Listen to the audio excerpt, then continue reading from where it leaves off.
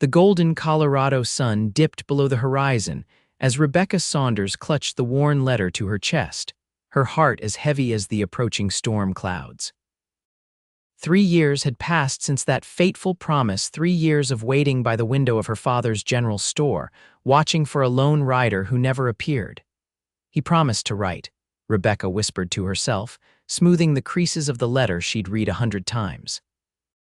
It was dated June 1877, the last she'd received from Thomas Yancy before he'd ridden west with dreams of fortune in his eyes and determination in his jaw. Colorado Territory, 1880, had been unforgiving to many, but especially to a woman waiting on words that never came. At 22, Rebecca had rejected 2 marriage proposals from respectable men in their small town of Willow Creek. Her father called her foolish for holding onto a ghost, but she knew what Thomas had promised. Last customer of the day, her father called from the front of the store. "Can you handle it, Becky? I need to check the inventory in the back."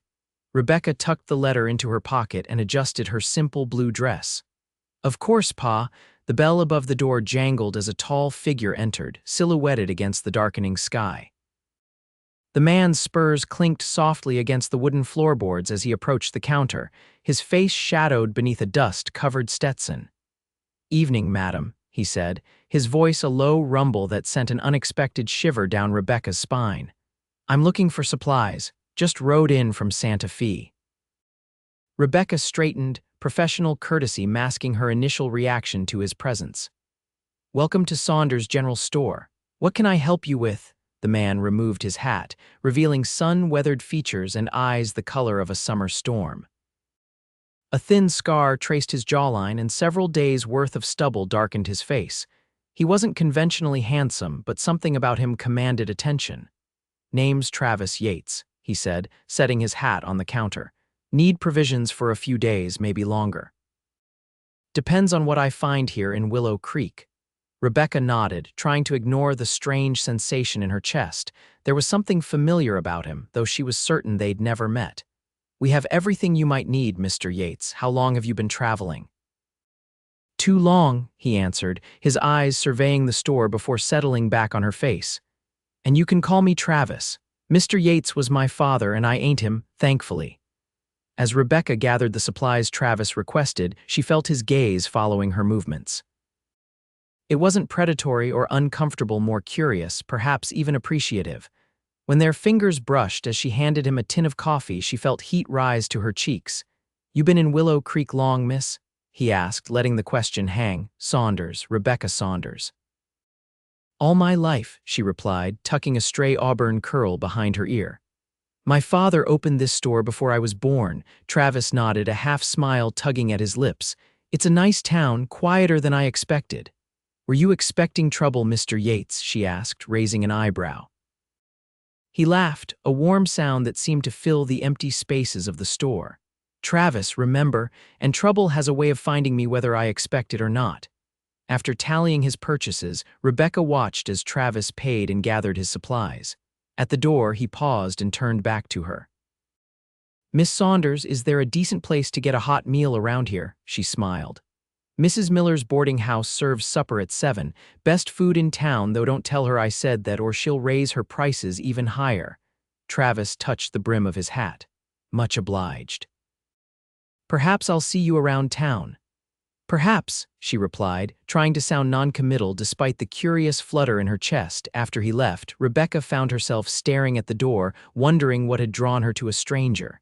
She had Thomas to wait for, she reminded herself. Thomas, who had promised to write. Thomas, whose last letter sat in her pocket like a stone. The next morning, Rebecca was arranging a display of fabrics when the bell announced Travis's return. He looked more rested, his face freshly shaven, revealing the strong line of his jaw and the full extent of the scar. "Morning, Miss Saunders," he greeted, approaching the counter with easy confidence. "I seem to have forgotten something important yesterday." "What might that be?" she asked, setting down a bolt of calico. "Information," he replied. "I'm looking for someone who might have passed through here a few years back. Thought you might be able to help, being a local and all." Rebecca's heart stuttered. "We get travelers through sometimes, but not many stay." "Who are you looking for?" Travis's eyes studied her face carefully before he answered. A man named Thomas Yancy. The blood drained from Rebecca's face. She gripped the counter edge to steady herself. Why are you looking for him? She asked, her voice barely above a whisper. Travis's expression shifted, concern replacing casual inquiry. You know him. It wasn't a question. Rebecca nodded slowly, her fingers instinctively touching the pocket where Thomas's letter rested. He left here 3 years ago, headed west to seek his fortune in the silver mines. When was the last time you heard from him? June 1877, she answered automatically, the date forever etched in her memory. He promised to write, but after that last letter, nothing. Travis's jaw tightened, and something dark passed behind his eyes. I need to speak with you privately, Miss Saunders. It's about Thomas. Fear gripped Rebecca's heart. Is he dead? Not here, Travis said softly, glancing around the store where 2 women were examining bolts of fabric. Please. Rebecca nodded, trying to maintain her composure. I take my lunch at noon behind the store. There's a bench by the old oak tree. The hours crawled by as Rebecca attended to customers, her mind consumed with possibilities. Was Thomas alive, injured? Had he found someone else? The questions tormented her until the clock finally struck 12. Travis was already waiting when she stepped into the small yard behind the store, his tall figure leaning against the oak tree. He straightened when he saw her, removing his hat in a gesture of respect.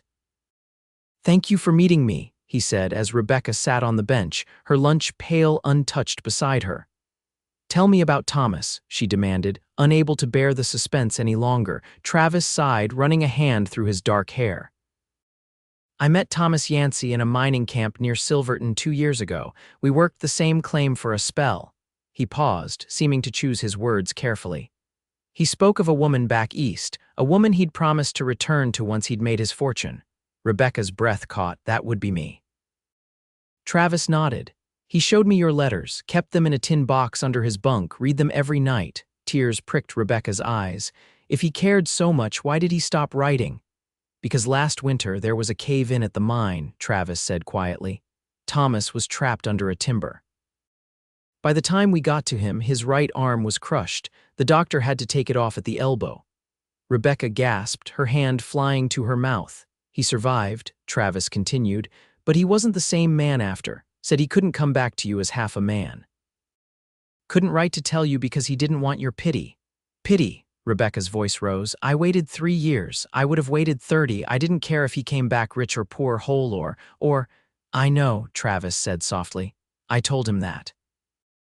Told him you deserved to know the truth, deserved a choice, but Thomas is a proud man, too proud. Rebecca wiped away tears with trembling fingers. Where is he now? Travis hesitated. He headed to California about 6 months ago, said he was going to start fresh where nobody knew him. Asked me to check on you to make sure you were well. He sent you to check on me, but not to tell me he was alive. Rebecca's shock turned to anger. How dare he make that decision for me? I wasn't supposed to tell you anything, Travis admitted. Just to see that you were all right, maybe that you'd moved on, but when I saw you yesterday. His voice trailed off. What? Rebecca pressed. Travis's storm-gray eyes met hers. I couldn't lie to you, not when I saw how you still hoped for his return. Rebecca stood abruptly, pacing in front of the bench. 3 years I've waited. 3 years I've turned down suitors, ignored my father's concerns, clung to a promise. She whirled to face Travis, and he didn't even have the courage to tell me himself. He thought he was doing right by you, Travis said, though his tone suggested he didn't agree.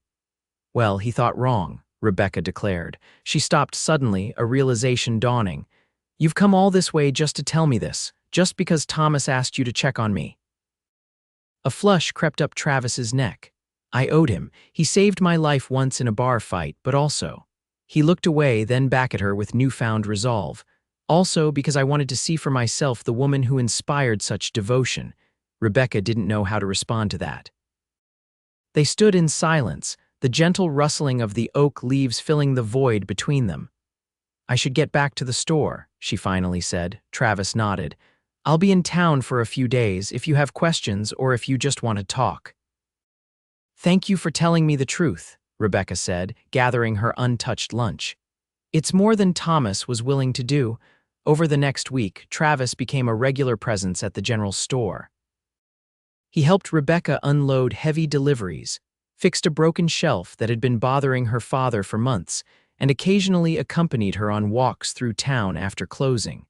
They spoke often of Thomas at first, with Rebecca asking questions about his life in the mining camps. But gradually, their conversations turned to other topics: Travis's adventures across the frontier, Rebecca's dreams of someday seeing more of the world than just Willow Creek, books they'd both read, and stories from their childhoods. "You're different than I imagined a cowboy would be," Rebecca remarked one evening as they sat on the porch of her father's house, watching fireflies dance in the twilight. Travis chuckled. "How's that? You're thoughtful. You read Emerson and Thoreau. You notice things most men wouldn't." "Like what?" he asked, his voice softening. "Like how I always arrange the blue ribbons first in the display case, or how I touch my locket when I'm nervous." She fingered the small silver pendant around her neck, a gift from her mother before she died. Travis smiled. "My ma taught me that the details matter. That's where the truth of a person lives." Rebecca studied him in the fading light. "Why did you really come to Willow Creek, Travis? The truth, please." He was quiet for a long moment. "Thomas talked about you so much, I felt like I knew you. When he decided not to return, something in me couldn't accept that, couldn't accept that you'd never know what happened to him. So you came to give me closure," she said. "I thought so, yes." Travis's gaze held hers, "but now I'm not so sure that's all it was." The admission hung between them, neither ready to address its implications. Rebecca stood, smoothing her skirts. "It's getting late. Pa will be wondering where I am." Travis rose as well, towering above her in the darkness. "Rebecca," he began, then stopped himself. "Miss Saunders. I don't want to overstep." "You've already overstepped by telling me about Thomas," she reminded him, but there was no anger in her voice now. "I'm glad you did," he nodded, reaching out tentatively to take her hand.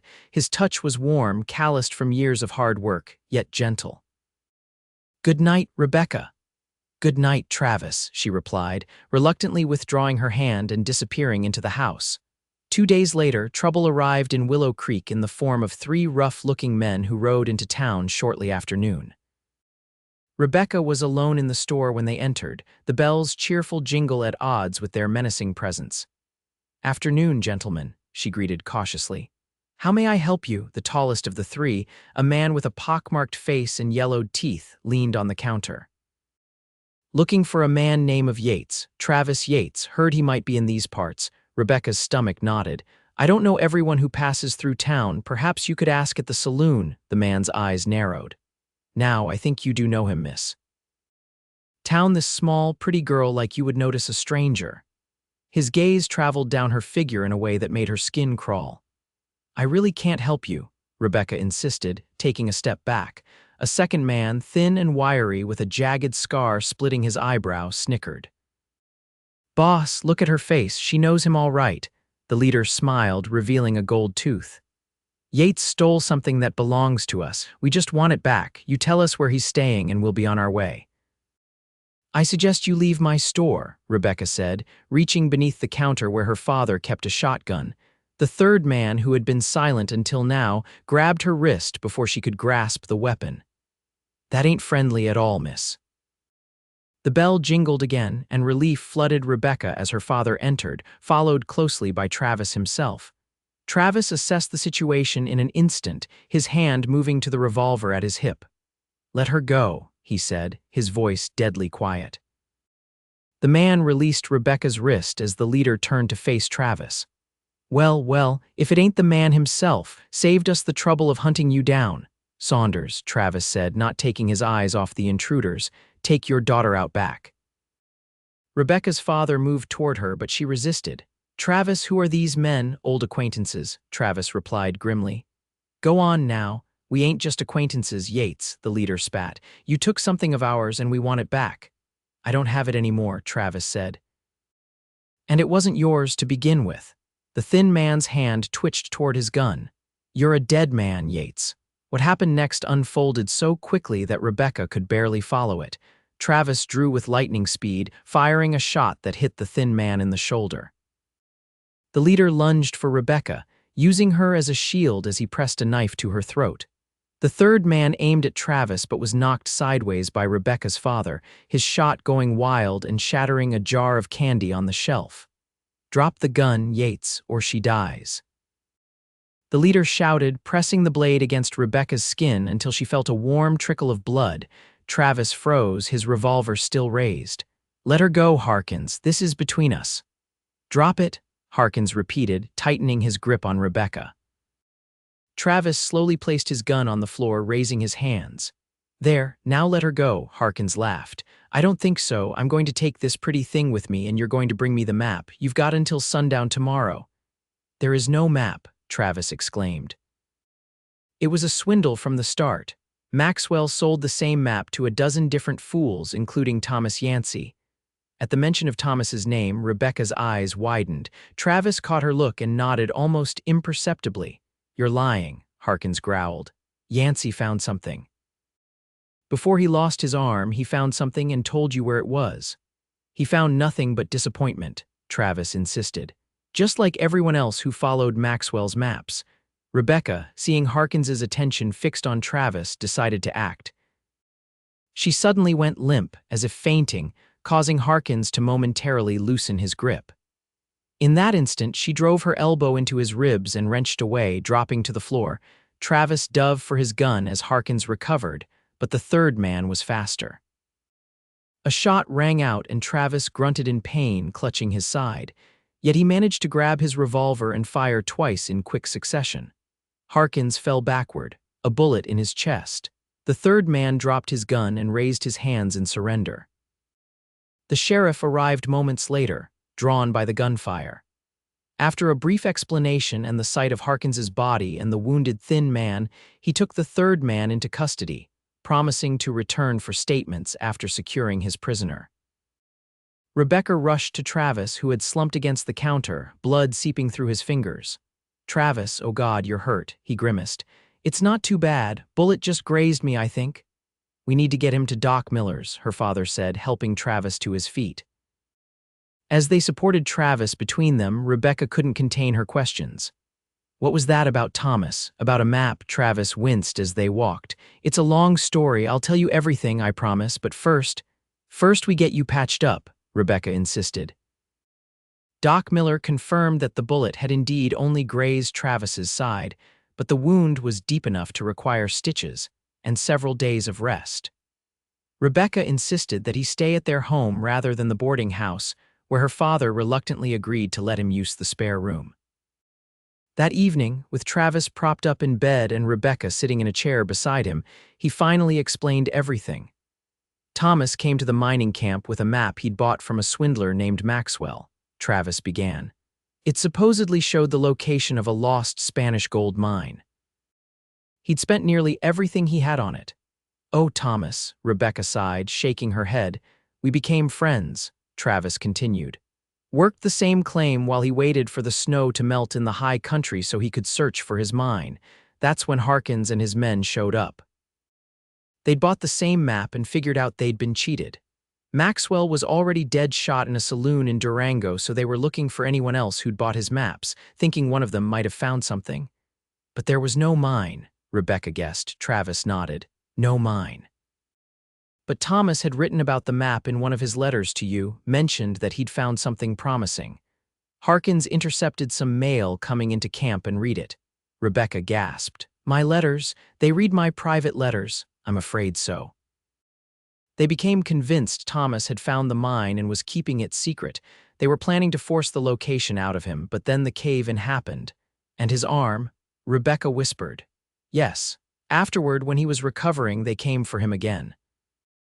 I helped him escape, made it look like he'd gone north to Montana while he actually headed west to California. I kept the map as proof to show them it was worthless, but they wouldn't believe me." "They've been hunting you ever since," Rebecca realized. Travis sighed. "On and off. I thought I'd lost them months ago." "Is that why you came here, to hide?" "No," Travis said firmly. "I came because of you, because of what Thomas asked of me, yes, but also." He hesitated, then continued more softly.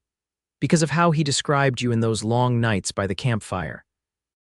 How your letters made him feel like there was still goodness in the world.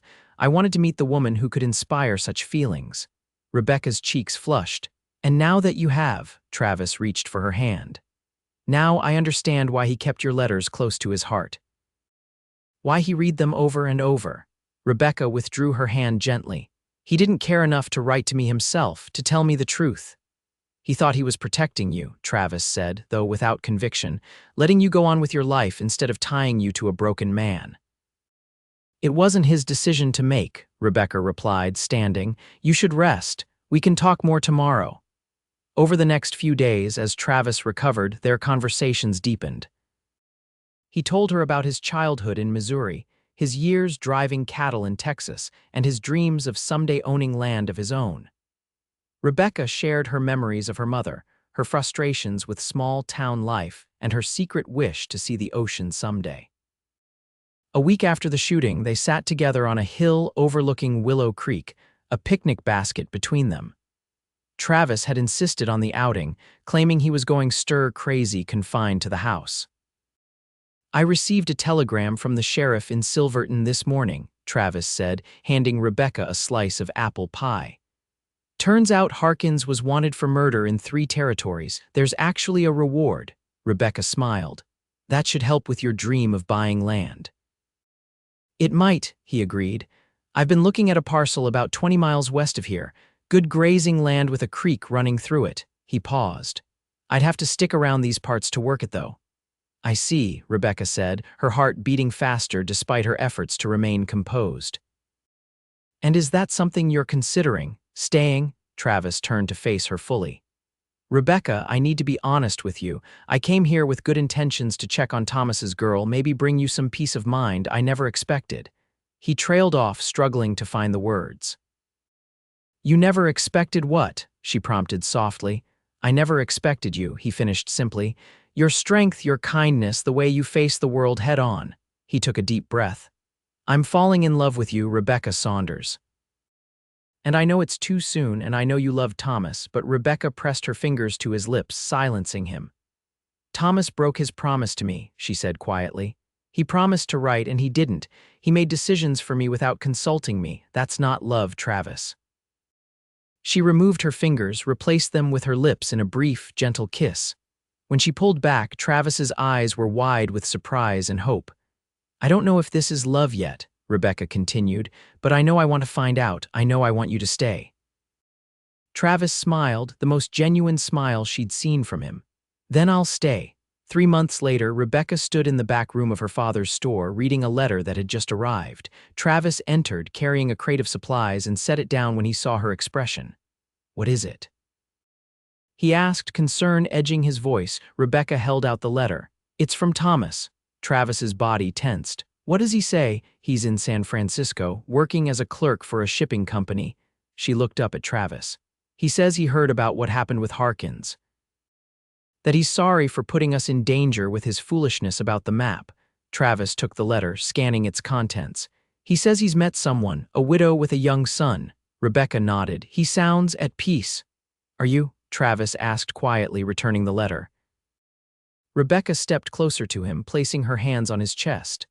I am. More than that, I'm happy, Travis, truly happy. He wrapped his arms around her waist. Even though I'm just a cowboy trying to be a rancher, even though that land I bought isn't much to look at yet. Even though, she assured him. Besides, I like what you're building there. Our home is coming along nicely. Travis's eyes brightened at her use of our. They had been engaged for only a month, with plans to marry in the spring once the house was complete. There's something else, Rebecca said, reaching into her pocket. I've been carrying this around for 3 years. She pulled out Thomas's last letter. I think it's time I let it go. Travis watched as she crossed to the small stove in the corner and opened its iron door. Are you sure? Rebecca hesitated only a moment before tossing the letter into the flames. I'm sure. Thomas has his new beginning and I have mine. She turned back to Travis. With you, Travis pulled her close, burying his face in her hair. He promised to write, he murmured, and broke that promise. I promise to love you every day of my life, and that's a promise I intend to keep. Rebecca looked up at him, eyes shining. He promised to write, she echoed softly, but some stories can't be written in letters. Travis brushed a strand of hair from her face. Then I'll write the ending you deserve, he whispered. one day at a time for as long as I live, and in the years that followed, he did just that. Their ranch prospered, their family grew with the addition of 3 children, and each night Travis would tell stories to their little ones, stories of courage, of second chances, and of promises kept. Sometimes, on quiet evenings after the children were asleep, Rebecca would think back to that desperate young woman who had waited by the window for 3 long years. She had been waiting for the wrong ending, she realized now. The ending she deserved wasn't written on paper. It was written in the life she and Travis built together, in the love they shared, and in the promise that, unlike ink on a page, would never fade away.